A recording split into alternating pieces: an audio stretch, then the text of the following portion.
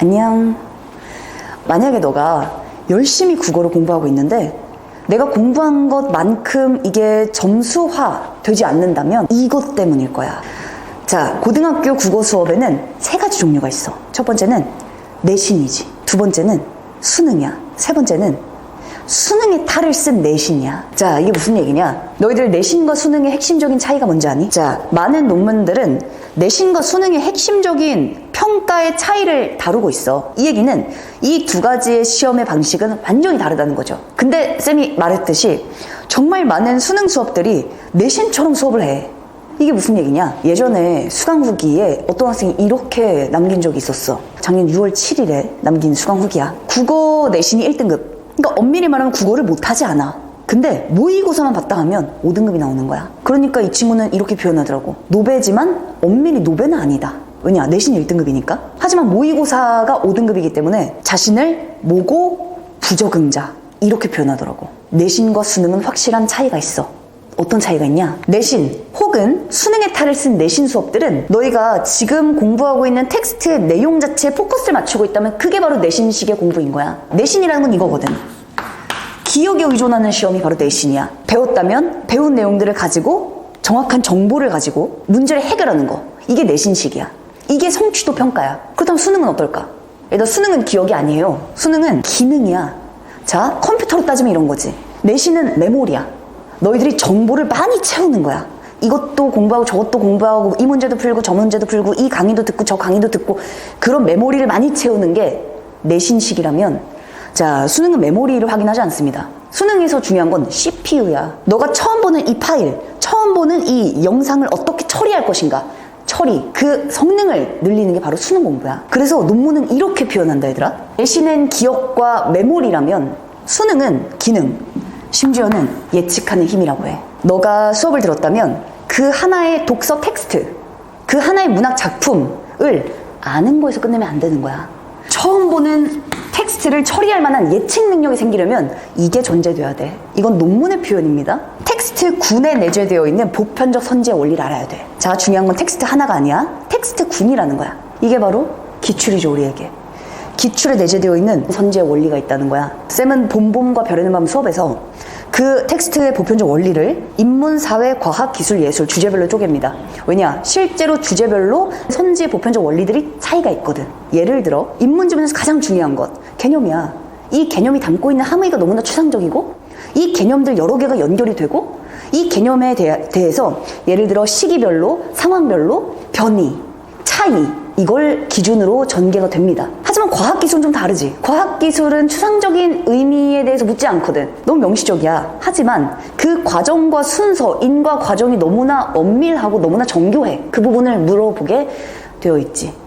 주제별로 텍스트 9에 내재되어 있는 선택지에서 물어보는 포인트들이 차이가 있다는 거야. 쌤, 자, 텍스트 9에 내재는 편적인 그 규칙과 원리가 있다는 거 알겠는데 그럼 결국 뭘 해야 되나요? 보편적 선지의 원리를 알아야 되는 거야. 이게 바로 범용성이지. 하나를 배웠다면 이 내용을 아는 게 아니라 하나를 배웠다면 원리를 아는 거야. 하나를 배웠다면 10개, 100개 적용할 수 있는 그 힘이 있어야 되는 거야. 그 기준이 명확해야 되는 거야. 얘들아, 텍스트군에 내재된 보편적 선지의 원리는 그렇다면 뭘까? 자, 이거 정리해보자. 이거는 이 보편적 선지의 원리라는 건, 얘들아, 지문과 선지가 있잖아. 지문과 선지는 어떤 관계라고 생각하니? 지문엔 핵심 개념이 전개되고 유기적으로 의미가 연결되어 있고 출제 요소들이 중간중간 들어가 있잖아. 그러면 사후적인 수업에서는 너희가 지문의 내용을 같이 아주 차근차근 읽어. 그리고 이해를 해. 고개를 끄덕끄덕하고 그리고 선지를 보면 이게 왜 답이고 이게 왜 오답인지를 알 수 있어. 이건 너무나 사후적이야. 왜냐? 내가 처음 보는 지문을 읽어낼 때 내용이 아니라 내가 무엇을 중요하게 봐야 되는가, 어떤 부분이 출제가 되는가에 대한 기준이 머리에 없다면 이 하나의 텍스트에 대한 설명에서 끝난 거지. 근데 봐라, 이때 중요한 게 있다. 핵심 개념의 전개 방향, 연결, 출제 요소 이렇게 하면서 너희들이 읽어나갈 때 중요한 포인트들이 있잖아. 자, 지금 쌤이 동그라미 친 내용들은 바로 뭐냐면 이거예요.